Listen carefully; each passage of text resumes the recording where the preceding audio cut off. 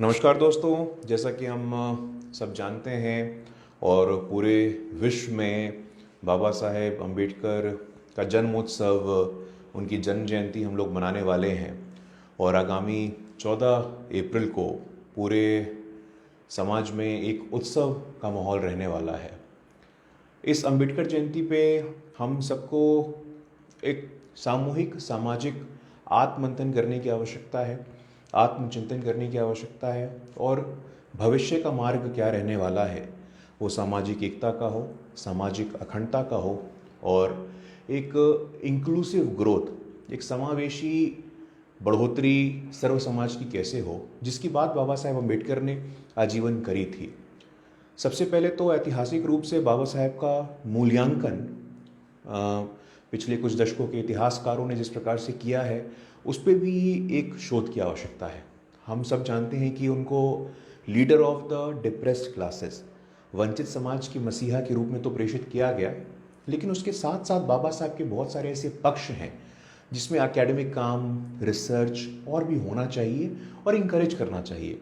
जैसे कि Baba Saheb as an economist, एक अर्थशास्त्री के रूप में, as an anthropologist, as a sociologist, as a developmental economist, as a policy expert, as a constitutional law expert. तो ऐसे बहुत सारे ऐसे आयाम हैं जो बाबा साहब के व्यक्तित्व में कहीं ना कहीं छिपे रह गए या दबे रह गए, या इतिहासकारों ने उनके इस व्यक्तित्व के साथ न्याय नहीं किया। तो इस बाबा साहेब अम्बेडकर की जयंती पे क्या हम सब ऐसा सामूहिक प्रयास कर सकते हैं, खास करके जो हमारे युवा मित्र हैं और यूनिवर्सिटीज़ में हैं, रिसर्च ऑर्गेनाइजेशंस में हैं, थिंक टैंक्स में हैं, कि बाबा साहेब के अनछुए पहलू, उस पर हम सबको चिंतन करने की आवश्यकता है। और हम सब ये जानते हैं कि बाबा साहेब अलग अलग निर्णायक स्थानों पर रहे। वो चाहे 1940 में वाइसरॉय काउंसिल में नॉमिनेशन के रूप में आए हों, स्वतंत्रता के उपरांत उन्होंने कहा कि चेयरपर्सन ऑफ ड्राफ्टिंग कमेटी के रूप में आए, और उनका एक कथन जो हम सबको बार बार याद करना चाहिए, और उन्होंने एक चेतावनी भी दी थी कि 26 जनवरी 1950 को we are going to enter into a life of contradictions. In politics we will have the principle of one man one vote, but there will be difficulties in the social and economic life. राजनीति में तो समानता होगी, लेकिन सामाजिक जीवन में और आर्थिक जीवन में एक प्रकार की असमानता व्याप्त रहेगी। तो उन सबको दूर करने के लिए बाबा साहब ने जो सुझाव दिया था, संविधान में जो अफर्मेटिव एक्शन पॉलिसीज़ लेकर के आए, और उससे बहुत लाभ भी हुआ। दलित समाज में बहुत सारे लोग ऐसे निर्णायक स्थानों पर पहुँचे हैं जो हमने देखा है। खास करके पिछले 6-7 वर्षों में, जब से आदरणीय प्रधानमंत्री नरेंद्र मोदी जी देश के प्रधानमंत्री बने हैं, तो एक फोकस, एक प्रायोरिटी के रूप में बाबा साहेब के धरोहर पंच तीर्थ की योजना हो, कि बाबा साहेब से संबंधित जितने भी स्थान हैं वो हम सब के लिए, सर्व समाज के लिए एक तीर्थ के समान है, और उन सब पे जाने का, उन सब स्थानों की चिंता करने की व्यवस्था ये सरकार ने की है।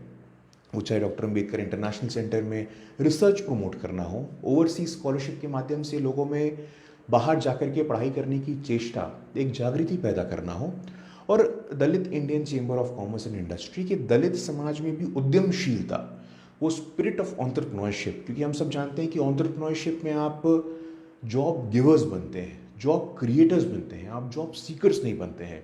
तो ऐसे बहुत सारे अनछुए पहलू हैं।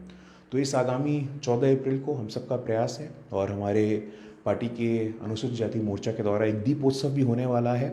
तो एक सामूहिक चेतना, एक ऐसा वैचारिक मंथन शुरू हो कि बाबा साहेब के अनछुए पहलू, बाबा साहेब के पर्सनालिटी के अलग अलग डायमेंशंस, और वर्तमान में उनको समसामयिक कैसे बनाना, उनकी पॉलिसीज़ को कॉन्टेम्परनाइज कैसे करना। और प्रधानमंत्री जी के नेतृत्व में अभी हमने देखा कि पोस्ट मैट्रिक स्कॉलरशिप के माध्यम से लगभग 59,000 करोड़, जिससे दलित समाज के एक बहुत बड़े वर्ग के छात्रों को लाभ मिलता है, वो भी आम जन तक पहुंचा है।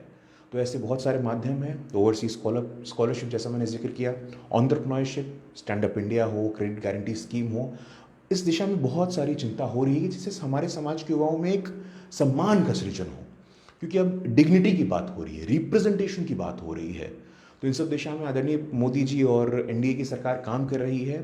और यदि आपको लगता है कि किस प्रकार और पार्टिसिपेटरी डिस्कशन करके पॉलिसीज़ हों, पॉलिसीज़ में कुछ सुझाव हों, आप बिल्कुल हम लोगों को भेजने का प्रयास करें। और बाबा साहेब की स्मृति में हम सब जहाँ कहीं भी हैं, चूँकि कोरोना का संक्रमण काल है, हम सब उनको याद करें, उनको नमन करें और उनके आइडियाज़ को, उनके विचारों को समसामयिक कैसे बनाएं और युवाओं तक कैसे पहुँचाएं, सर्व समाज तक कैसे पहुँचे, इसकी चिंता करते हैं।